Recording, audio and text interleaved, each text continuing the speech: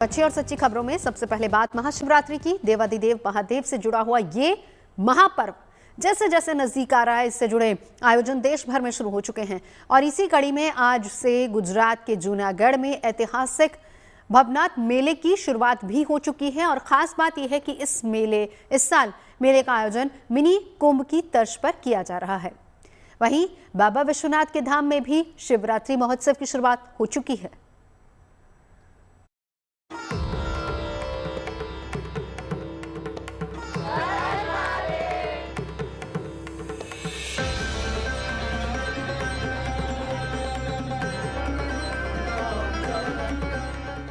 रंग बिरंगी रोशनी से जगमग हो उठे हैं महादेव के धाम। सांस्कृतिक कार्यक्रमों का भी हो चुका है श्री गणेश। मंदिरों में अभी से भक्तों की लगने लगी है भीड़, क्योंकि देवाधिदेव महादेव का पर्व महाशिवरात्रि है नजदीक। लिहाजा शिव मंदिरों में महाशिवरात्रि से जुड़े आयोजनों की शुरुआत हो चुकी है, जिसकी एक तस्वीर गुजरात के जूनागढ़ से सामने आई है। यहाँ आज से ऐतिहासिक भवनाथ मेले की औपचारिक शुरुआत हो गई है। परंपरा के अनुसार सुबह सबसे पहले पूजा पाठ और श्रृंगार के बाद मंदिर के शिखर ध्वज की स्थापना पूरे विधि विधान के साथ हो गई। इस दौरान पूरा मंदिर परिसर भगवान भोलेनाथ के जयकारों से गूंज उठा।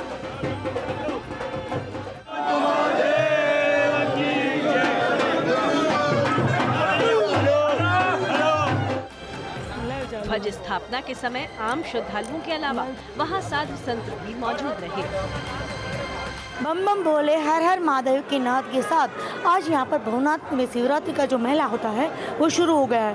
आज सुबह 9 बजे जब यहाँ पर ध्वजारोहण किया गया, तब सारे संत, यहाँ के प्रशासन और सारे लोग जो यहाँ पर कितने दिनों से राह देख रहे थे, तैयारी कर रहे थे कि कब शिवरात्रि आए और कब ये माहौल बन जाए। और इसी माहौल के साथ आज बम बम भोले के नाद के साथ मंदिर में ऊपर ध्वजारोहण किया गया। देवाधिदेव महादेव कैलाश से जैसे जूनागढ़ भवनाथ क्षेत्र में आए हैं, ऐसा माहौल बन रहा है। राज्य सरकार तरफ से पूरे भवनाथ क्षेत्र में गिरनार से लेके भवनाथ क्षेत्र तक पूरा भगवामय बना हुआ है। सब साधु महात्मा आगे धुनी लगाया है।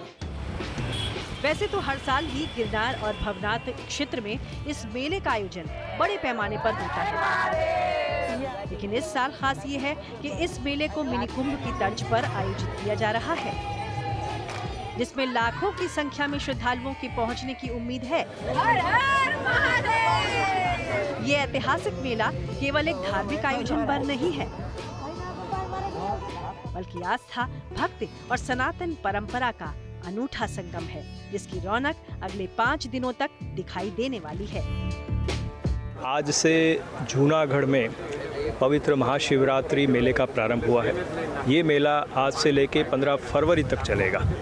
इस मेले में हर साल लाखों की संख्या में भाविक आते हैं। प्रतिवर्ष इसमें लोगों की भीड़ बढ़ती जा रही है, जिसके मद्देनज़र इस मेले का विस्तार किया गया है।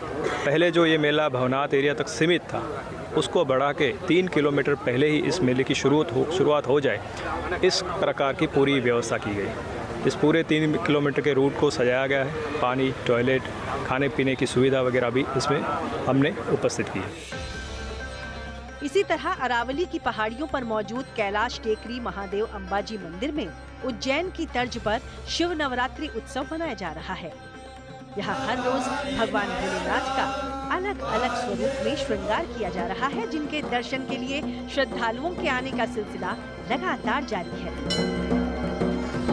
गुजरात में 51 शक्तिपीठ अंबाजी कैलाश टेकरी महादेव में उसी भगवान महादेव के अभिषेक, पूजन इत्यादि नाना प्रकार के 9 दिन तक श्रृंगार करने में आते हैं। और शेषनाग, घटाटोप, मनमोहक जैसे महाकालेश्वर में जिस तरह भगवान को श्रृंगार करने में आता है, सजाने में आता है, उसी प्रणाली की तरह यहाँ पे गुजरात में कैलाश टेकरी महादेव में भी भगवान शिव जी को विशेष रूप से श्रृंगार किया जाता है।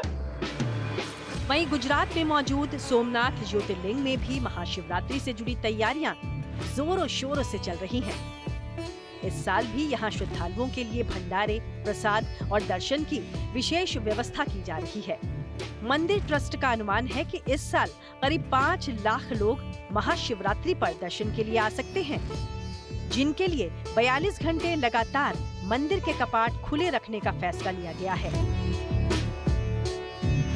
महाशिवरात्रि में बड़ी तादाद में लोग भगवान सोमनाथ के दर्शन के लिए आए, उनको कोई मुश्किल ही ना पड़े, उनको पूजा विधि का लाभ मिले, प्रसाद ले सके। खास करके ट्रस्ट का जो अन्न क्षेत्र है उसमें भोजन की व्यवस्था और बाकी भी जो दाताओं के द्वारा भंडारे चलते हैं उसमें भी अच्छी व्यवस्था मिले, ये सभी व्यवस्था ट्रस्ट के द्वारा की गई है। खास करके ट्रस्ट के द्वारा समुद्र किनारे पर जो पार्थेश्वर पूजन की व्यवस्था लास्ट 3 साल से की जा रही है, उसको भी इस बार ज़्यादा से ज़्यादा लोग पार्थेश्वर पूजन का लाभ ले, इसीलिए ट्रस्ट के द्वारा अलग अलग स्लॉट में पार्थेश्वर पूजन का रजिस्ट्रेशन किया जा रहा है। उधर मोक्ष की नगरी काशी में 4 दिनों तक चलने वाले महाशिवरात्रि महोत्सव की शानदार शुरुआत हुई। पहले दिन ग्रैमी अवार्ड से सम्मानित मोहन वीणा वादक पद्म भूषण विश्व मोहन भट्ट ने अपनी प्रस्तुति से लोगों को मंत्रमुग्ध कर दिया।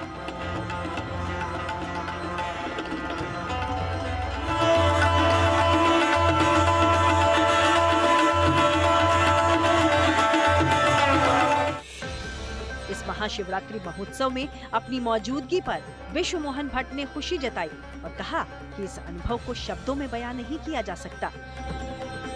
भले ही महाशिवरात्रि के पर्व में कुछ दिन शेष हों, लेकिन धर्म और आध्यात्म भोले की नगरी काशी महाशिवरात्रि के महोत्सव में डूब चुकी है। यही वजह है कि इस समय विश्वनाथ धाम के इस मंदिर चौक में शिवार्चनम नाम से 4 दिवसीय सांस्कृतिक संध्या की शुरुआत हो चुकी है। जो राग बजाया मैंने वो विश्व रंजनी, वो शिव रंजनी जो भगवान शिव का बनाया हुआ राग है, उसका और मधुबंती का मिश्रण।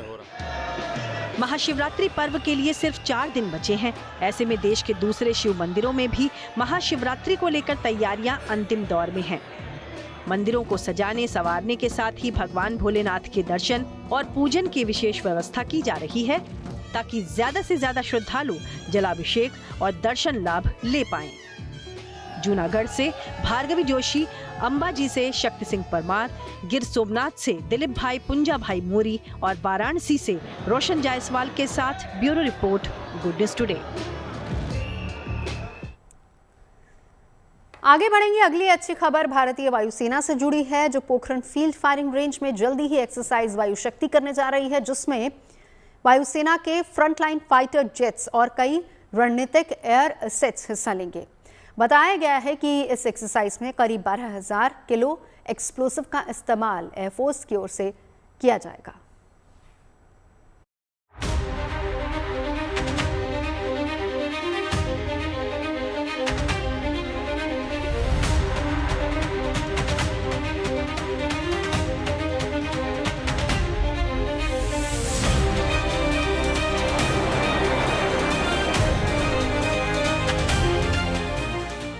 भारतीय वायुसेना जल्द ही कुछ इसी अंदाज में अपने पराक्रम का प्रदर्शन करने जा रही है।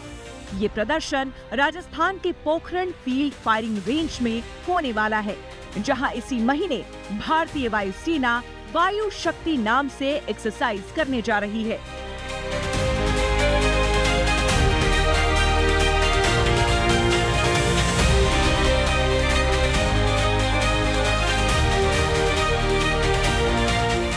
इसी सिलसिले में एयरफोर्स की तरफ से एक प्रेस कॉन्फ्रेंस करके तफसील से इस एक्सरसाइज के बारे में जानकारी दी गई, जिसमें एयर मार्शल नागेश कपूर ने बताया कि इस एक्सरसाइज में न सिर्फ वायुसेना के फ्रंटलाइन फाइटर जेट्स हिस्सा लेंगे, बल्कि कई रणनीतिक एयर एसेट्स भी शामिल किए जाएंगे, ताकि वायुसेना अपनी तैयारी को हर कसौटी पर परख सके।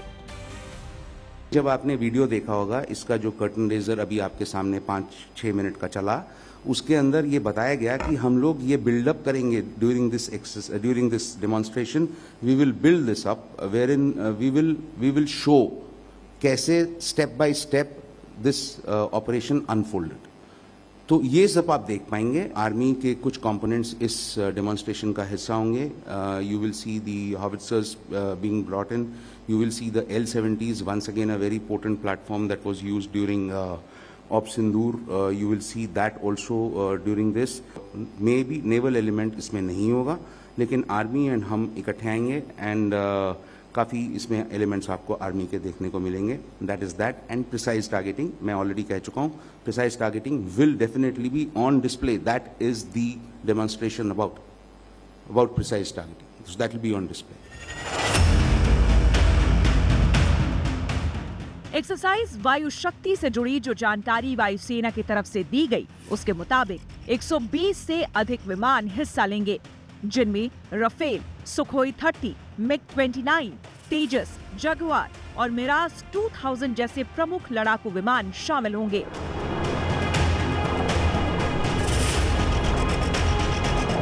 वहीं अपाचे अटैक हेलीकॉप्टर, LCH प्रचंड और ALHP प्रदर्शन का हिस्सा होंगे, जबकि 8 ट्रांसपोर्ट एयरक्राफ्ट को भी इस एक्सरसाइज में शामिल किया गया है.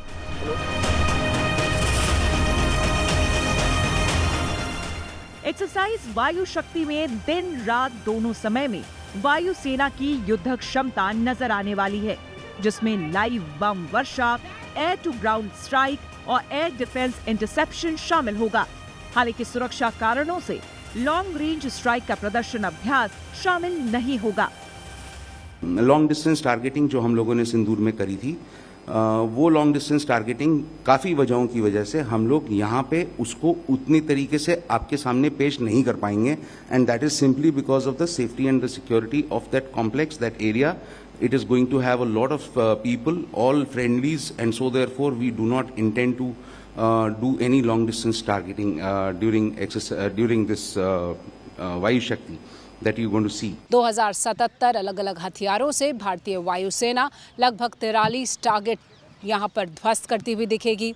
अलग अलग फॉर्मेशंस में भारतीय वायुसेना के सभी फाइटर जेट्स और हेलीकॉप्टर्स इसमें शामिल होने वाले हैं.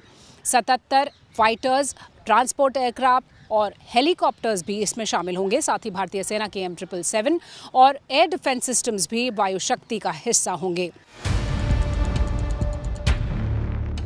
बड़ी बात यह है कि ऑपरेशन सिंदूर के बाद वायुसेना इतने बड़े पैमाने पर पाकिस्तान सीमा के नजदीक ये एक्सरसाइज करने जा रही है, जिसमें वायुसेना की तरफ से करीब 12,000 किलो एक्सप्लोसिव का इस्तेमाल किया जाना है.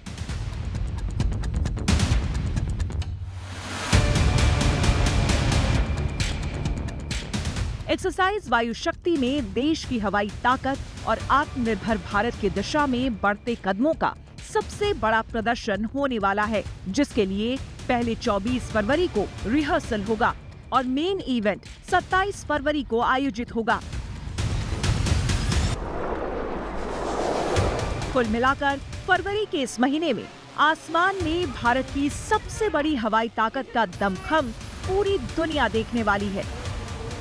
भारतीय वायुसेना ऑपरेशन सिंदूर के बाद पाकिस्तान सीमा पर इतनी बड़ी एक्सरसाइज कर रही है, जो न सिर्फ अपनी ताकत और अपने दमखम को दिखाता है, बल्कि एक चेतावनी भी पाकिस्तान को देता है. कैमरा पर्सन कृपाल सिंह के साथ शिवानी शर्मा, दिल्ली. नहीं किया. और अब बात दिल्ली के एक ऐसे बागीचे की जिसे कार्बन गार्डन का नाम दिया गया है. खास तरह के पेड़ पौधों से तैयार हुआ ये बागीचा जहरीली गैसों को सोखने का महारथी है और जलवायु में मौजूद मुख्य जहरीली गैसें जैसे कि carbon monoxide, nitrogen oxide, sulphur dioxide और मीथेन इससे बच नहीं पाती. वायु प्रदूषण से राहत देने वाले इस प्रयोग को दिल्ली विश्वविद्यालय के वनस्पति विभाग के प्रोफेसर दीनबंधु साहू ने किया है और उनकी वजह से महज 2000 स्क्वायर फीट के एरिया में कुदरत का सफाई सिस्टम ऑन हो चुका है, जो आसपास के इलाके को प्रदूषण मुक्त बनाने में दिन रात जुटा हुआ है, जिसे प्रोफेसर ने कई तरह के पेड़ पौधे के कॉम्बिनेशन पर 4 साल की रिसर्च और कड़ी मेहनत के बाद तैयार किया है.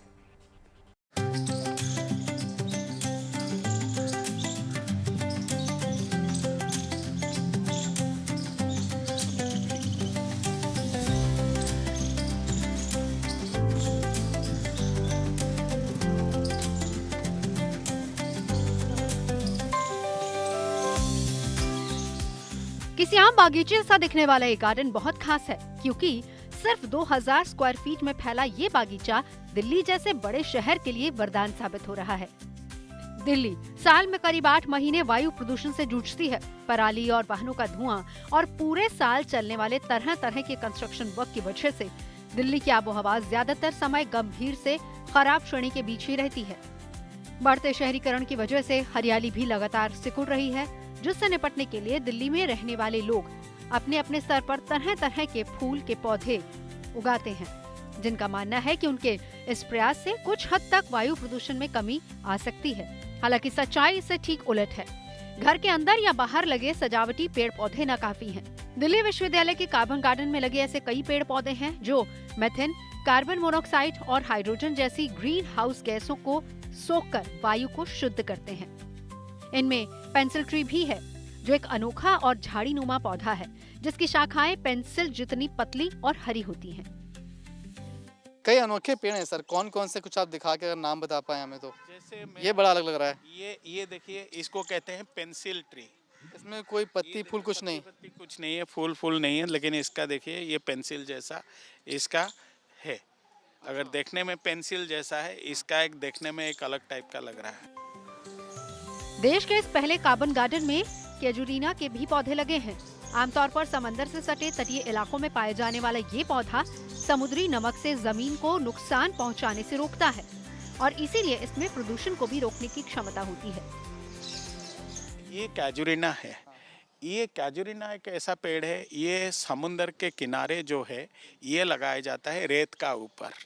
इसमें खाद फाद कुछ नहीं चाहिए, ये तो रेत का ऊपर ही आएगा। ये पेड़ जो है इसका क्या फायदा है, ये समुद्र में जैसे हवा आ रहा है उसमें क्या होता है, बहुत सारे जो पानी है वो खारा पानी का जो उसमें सॉल्ट आता है वो पूरा आपको ज़मीन ख़राब कर देता है। ज़मीन अगर सल्टी हो जाता है तो आपका खेती ख़त्म।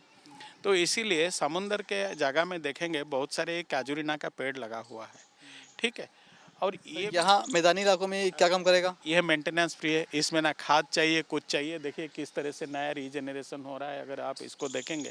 और ये एक फिल्टर की तरह काम कर रहा है। अगर आप एक चारों तरफ से इसको लगा देंगे, जो धूल मिट्टी आ रहा है, ये देखिए ना, जैसे जाली है, जाली में आपका फिल्टर होता है। ये देखिए इसका थिकनेस देखिए, ये पूरा मतलब धूल मिट्टी इसको क्रॉस नहीं कर सकती, तो इसको हम एक फेंसिंग की तरह इसको हम यूज कर सकते हैं। फेंसिंग की तरह यूज हो पाएगा। आमतौर पर जो गार्डन तैयार किए जाते हैं उनमें फूलों के पौधों को ज्यादा तरजीह दी जाती है। हालांकि फूल सीजनल होते हैं, उनका सीजन जाते ही वो मुरझा जाते हैं। ऐसे में वो हवा को साफ रखने में कम योगदान दे पाते हैं। लेकिन इस कार्बन गार्डन में मोरिंगा के पौधे भी लगे हैं, जिसे आम बोलचाल की भाषा में हम सहजन कहते हैं। तेजी से बढ़ने वाले इस चमत्कारी पौधे की पत्तियां, फलियां, फूल और जड़ें औषधीय गुणों से भरपूर होती हैं। इसमें विटामिन, खनिज और एंटीऑक्सीडेंट प्रचुर मात्रा में होता है। इसके अलावा ये पूरे साल बने रहते हैं और हवा को शुद्ध करते रहते हैं। ये मैं आपको दिखा देता हूँ, इसको कहते हैं मोरिंगा। मोरिंगा आज के डेट में बहुत फेमस इसलिए है क्योंकि ये एक सुपर फूड है, ठीक है। मोरिंगा लीव्स जो हम कहते हैं, मोरिंगा लीव्स जो बोलते हैं, और उसका जो फलियां होता है ये देखिए कितना अच्छा है। और इंसान अगर एक गार्डन बनाए है, इसमें तो कार्बन तो स्टोरेज हो रहा है फोटोसिंथेसिस में, लेकिन इसका जो पत्ता है बेचेंगे तो उसमें भी पैसा आएगा, आपका इनकम भी आ रहा है, ठीक है। वेट लॉस में बहुत इसको पीते हैं, बहुत ये करते हैं। और उसका स्टिक सांबर वगैरह में लोग खाते हैं, क्योंकि इसका food value, medicinal value already हमें पता है। इस अनोखे गार्डन में स्पिरुलिना भी लगा है, जो एक तरह का नीला हरा शैवाल है, जिसे विश्व स्वास्थ्य संगठन यानी कि WHO की तरफ से सुपर फूड की श्रेणी में रखा गया है। इसमें 60 से 70% तक प्रोटीन होता है, जो इसे ज्यादातर सब्जियों की तुलना में प्रोटीन का एक बेहतर स्रोत बनाता है। स्पिरुलिना से बने टैबलेट खाकर भूख भी कम लगती है। इसको कहते हैं स्पिरुलिना। स्पिरुलिना का टैबलेट हम लोग खाते हैं, और ये है कम से कम 1.3 बिलियन ईयर्स ओल्ड, ये लिखा हुआ है। ये देखिए इसके अंदर है, ये इसका अंदर है। ये पॉन्ड के अंदर छोटा सा पॉन्ड है, ये रिप्रेजेंटेटिव है। आप इसका अंदर बहुत सारे आल्गी है, वो आल्गी जो है कार्बन डाइऑक्साइड फिक्सेशन करते हैं, और ये एक सुपर फूड है। इसका तो बाजार में मेडिसिन भी मिलता है, आज ये टैबलेट लोग खाते हैं इसको, स्पिरुलिना को, ठीक है। इकाई बोलते हैं हिंदी में उसको। बट ये चीज़ें क्या है, लोग इसके बारे में पता ही नहीं है इसके बारे में। और जैसे फॉरेन में देखेंगे, इन्होंने आल्गी फाउंड का कॉन्सेप्ट लाया कि आपका जैसे हमारा दिल्ली में क्या होता है, जो तालाब है उसको क्या करते हैं, जो वेटलैंड जिसको बोलते हैं, उसको पूरा उसका ऊपर बिल्डिंग बना देते हैं, तो उसका काम तो फंक्शन ख़त्म। तो इसका भी एक रोल है और बहुत बड़ा रोल है, और ये एक ऑर्गेनिज्म है 1.3 बिलियन ईयर्स तक सरवाइव कर रहा है और एक लार्ज सोर्स ऑफ प्रोटीन है। आप 2 टैबलेट खा लो, आप उसका भूख नहीं लगेगा।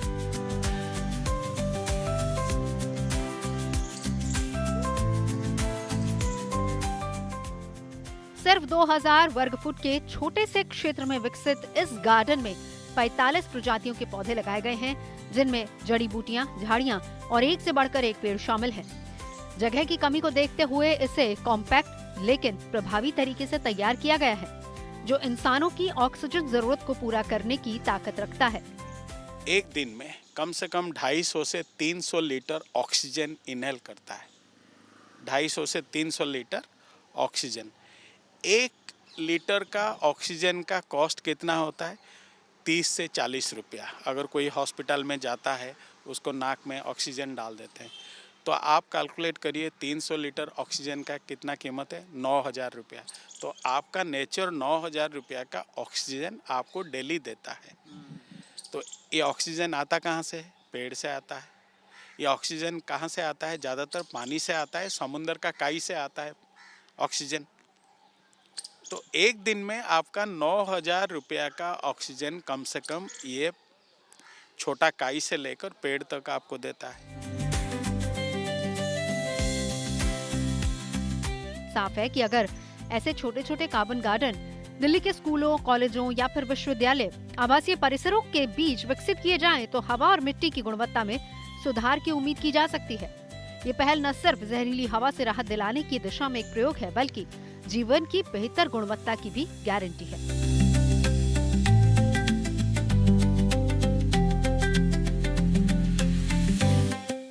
ये ऑक्सीजन कहाँ से आता है? ज़्यादातर पानी से आता है, समुद्र का काई से आता है ऑक्सीजन। तो एक दिन में आपका 9000 रुपया का ऑक्सीजन कम से कम ये छोटा काई से लेकर पेड़ तक आपको देता है।